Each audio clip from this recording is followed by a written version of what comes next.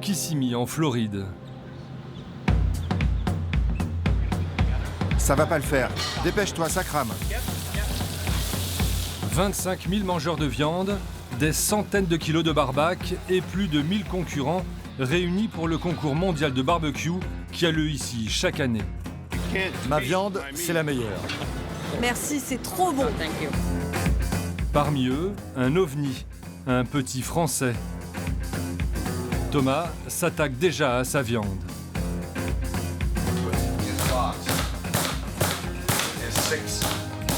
On fait ça pour attendrir la partie qui est un petit peu plus épaisse. S'il n'y a que des petits creux, il va y avoir des coins qui vont brûler, des coins qui seront moins cuits. Donc il faut vraiment que ça soit très lisse. Amoureux de la viande, Thomas est aussi un businessman. Il a ouvert son restaurant de barbecue en France et il aimerait bien en ouvrir un autre aux États-Unis. Mais ici, la concurrence s'annonce rude. Beaucoup de gens le font très régulièrement. Du coup, ils sont tous surentraînés là-dessus et ils ont vraiment l'habitude. Pour Thomas, ce championnat n'est pas qu'un concours de barbecue. C'est une nouvelle vie qu'il s'offre. Le petit Frenchie saura-t-il s'imposer au pays des mangeurs de bidoche? Il part à la conquête de l'Amérique. Il a 2 jours pour faire ses preuves.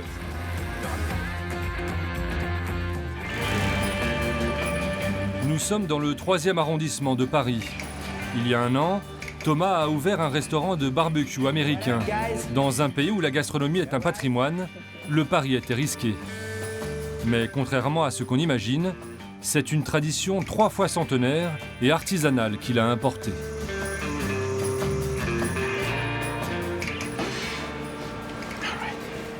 Ça, c'est une de nos pièces maîtresses, c'est la poitrine de bœuf Black Angus. Et ça fume tout doucement entre 15 et 20 heures. Donc là, on les lance pour que ça soit prêt demain. Du bœuf américain et un fumoir traditionnel américain lui aussi. Il y a un principe de rôtisserie qui baigne dans la fumée de façon uniforme, à la même température. Et ça cuit comme ça tout doucement, à l'étouffée, à la fumée. Ça n'a rien à voir avec les grillades ou le barbecue nous, on connaît en France. Les viandes sont fumées à la bûche de chêne. Selon Thomas, un mode de cuisson bien meilleur pour la santé. Ce qui est cancérigène principalement, c'est quand les graisses coulent sur la braise et que les fumées remontent dans la viande. Ça ne peut pas être le cas ici parce qu'il n'y a pas de braise sous les viandes. Cette façon de travailler, Thomas l'a apprise aux États-Unis. Même les saucisses sont faites maison. Et le boyau est fourré à la main, selon l'expression en vigueur. Il est midi, les clients commencent à affluer. C'est le moment pour Thomas de goûter la viande. Ouais. En fait, c'est ce qu'on recherche. Ça se détache tout seul. Vraiment, c'est la bonne cuisson. Il y a le bon arôme de fumée, et le poivre qui vient rehausser tout ça. Je pense que les gens sont assez contents. Aujourd'hui, un journaliste culinaire américain a fait le déplacement pour tester ce barbecue inédit à Paris. Il y a un peu de tout. Voilà un assortiment de ce qu'on propose ici. De la sauce maison, marinée avec des piments, que l'on fermente nous-mêmes.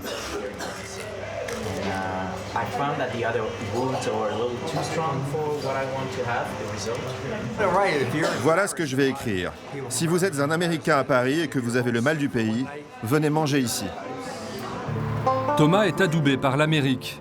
Pourtant, rien ne le destinait à faire du barbecue. Il y a une photo que je vais vous montrer. Il a découvert les États-Unis il y a 7 ans, quand on lui propose de travailler à New York dans le marketing. J'avais fait un beau début de carrière, mais c'était plus pour moi. Voilà, j'avais besoin de changement, j'avais besoin d'être plus au contact des gens, j'étais un petit peu bloqué derrière un ordinateur. J'ai tout plaqué, j'ai remis ma démission, ça s'est fait en 15 jours. Et ça fait quoi de plus être en costume?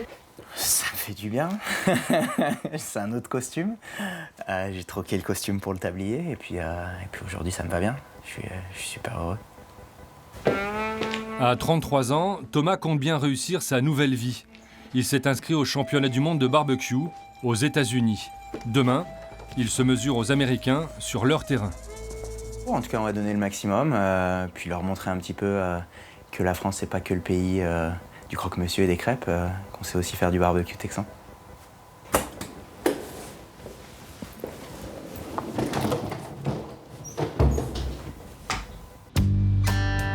C'est donc à Kissimmee en Floride que se rend Thomas. Un lac, des villas, des palmiers et surtout, le championnat de barbecue. C'est le jour J, la compétition va commencer. Les participants arrivent avec leur viande et leur matériel. Thomas a fait le voyage avec sa petite amie, Muriel. Il retrouve Jed, son partenaire et son atout américain pour la compétition. Ça fait plaisir. Thomas est le premier Français à venir se frotter aux pointures locales. Son nom circule déjà dans les allées. C'est vous qui avez un restaurant de barbecue à Paris? J'ai vu des photos, ça a l'air cool. Il a dû investir une dizaine de milliers d'euros pour faire fabriquer ce fumoir sur roue. Une pièce qu'il pourra revendre à un autre passionné. Donc c'est là qu'on place nos viandes. Pour le bois, c'est là qu'on met nos bûches. Donc le bois brûle ici, ensuite la fumée circule à l'intérieur. Ça, c'est notre outil pour le festival. C'est pas le plus gros. Après, c'est pas forcément parce qu'on en a un géant que ça sort beaucoup mieux. Il est 11h. C'est parti pour le brief d'ouverture de la compétition. On est français, hein, on a toujours 5 minutes de retard. C'est le premier jour. Les concurrents sont réunis, surtout des Américains. Le petit Frenchie est attendu au tournant. On a même une équipe française. Où est-elle? Ah, là.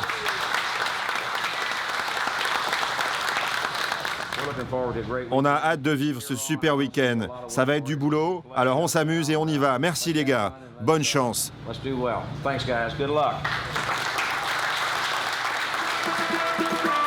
Les jeux sont ouverts. Première épreuve, Thomas va devoir cuire un animal qu'il n'a jamais cuisiné de sa vie. La première épreuve, faire cuire un steak d'alligator. Après, ce sera le marathon. Ici, le barbecue est une religion de bonhomme, avec laquelle il vaut mieux ne pas plaisanter. Thomas détonne un peu dans le groupe, mais il ne se démonte pas. On est peut-être un peu plus maigre, mais on va leur montrer ce qu'on fait à Paris. Pas de temps à perdre. Il doit présenter sa viande d'alligator à 14h30. Les autres viandes, le lendemain. Mais d'abord, il faut faire les courses. L'alligator, il va falloir le chasser au supermarché. J'espère. Sinon, on reviendra. Mais là, ça devient un peu short. Ça, c'est très important. Petit bois pour fumer. Il reste 3 heures pour cuisiner l'alligator. Une viande assez sèche et pas facile à préparer. Le fameux alligator. Des tout petits morceaux qui ressemblent à des blancs de poulet, quoi. On dirait du filet. Je les assaisonne, ensuite je les fume, environ 40 minutes. Et à la dernière minute, je vais les saisir. Dans la tente voisine, des favoris, comme Phil, un Américain chevronné. Il a déjà roulé sa bosse dans pas mal de concours et lui n'est pas du tout stressé. Dans ce genre de compétition, chacun a son secret. Phil, c'est les épices. Vous avez déjà participé à des concours? Oui, plusieurs fois. Et vous avez déjà gagné? Jamais le premier prix, mais j'ai été plusieurs fois second. Vous êtes confiant? Oh oui, on est confiant. Un sérieux concurrent pour Thomas. Le petit Frenchie qui rencontre ses premiers problèmes. Pour fumer l'alligator, chaque candidat doit utiliser le même engin. Mais au moment d'inspecter le matériel... Je pensais qu'ils étaient montés et là, ils sont en fait dans la boîte. Donc... Oui? T'en as trouvé un? Ok. Bon, il y en a qui sont déjà montés. Ça va nous faire gagner un peu de temps. Plus que 2 heures avant de rendre l'animal. La tension monte. Je les envoie pour fumer l'alligator. Là, il va vraiment prendre les arômes de fumée. Et 3 quarts d'heure plus tard... Ça a l'air bon. Bah franchement, ouais, c'est très bon. C'est très bon. C'est le moment de dresser, dans des barquettes en polystyrène. Et d'ajouter la touche française, un coulis provençal, une hérésie, dans un barbecue américain. Pendant ce temps, Phil, le concurrent direct de Thomas, la joue à l'américaine. Phil est heureux de vous présenter ses plats. Il fait du marketing pour vendre ses mélanges d'épices. Plus que 5 minutes avant de rendre les plats. Alors certains ne font pas dans la dentelle. Faut que ce soit sucré, les juges adorent quand c'est sucré. Tout pour les séduire, mais il faut surtout rendre sa boîte à temps.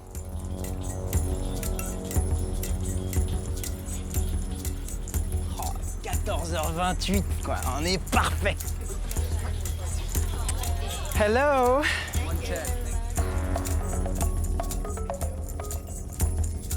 Tout est noté par les juges.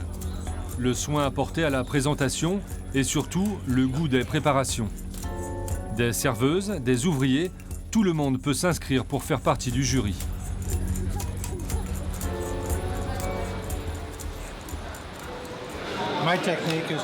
Ma technique, c'est de regarder l'apparence et de sentir la viande. Ça éveille mes papilles. Après, pour goûter, je vérifie comment la viande se détache de l'os. Puis je la goûte. Pas de résultat avant le lendemain, quand toutes les viandes auront été remises. Deuxième et dernière épreuve, le marathon.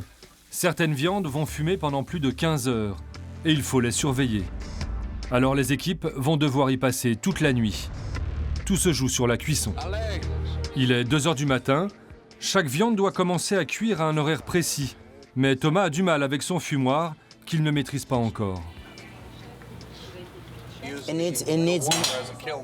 C'est étonnant. Il a besoin de beaucoup d'attention. Pendant ce temps, Phil, là encore, n'est pas gagné par le stress. La cuisson, il va la surveiller un verre à la main avec son équipe. Au matin, le fumoir ronronne toujours. Nos Français n'ont pas dormi. La tension est toujours forte. Il faut rendre toutes les autres viandes. Le poulet, les filochés, puis les côtes de porc, le steak et la poitrine de bœuf. 14h30, Thomas remet sa dernière barquette de viande. Celle-là, elle vaut cher. Celle-là, elle vaut la nuit de travail.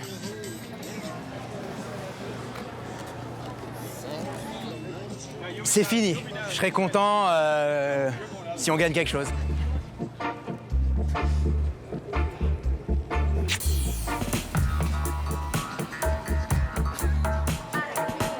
À 20h, dans le centre-ville de Kissimmee, c'est l'annonce des résultats. Les 25 000 amateurs de viande sont tous là.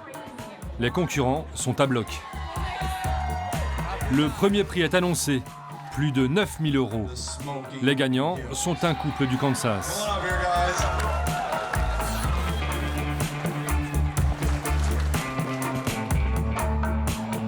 Puis vient le reste du classement. Soudain, sur l'épreuve du steak, c'est la surprise.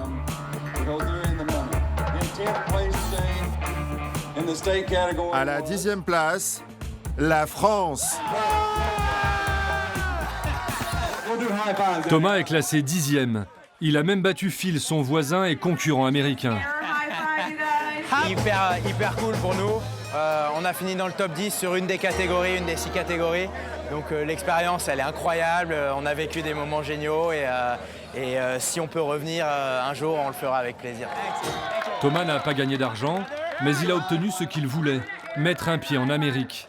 Et peut-être, un jour ouvrir un deuxième restaurant au pays du barbecue.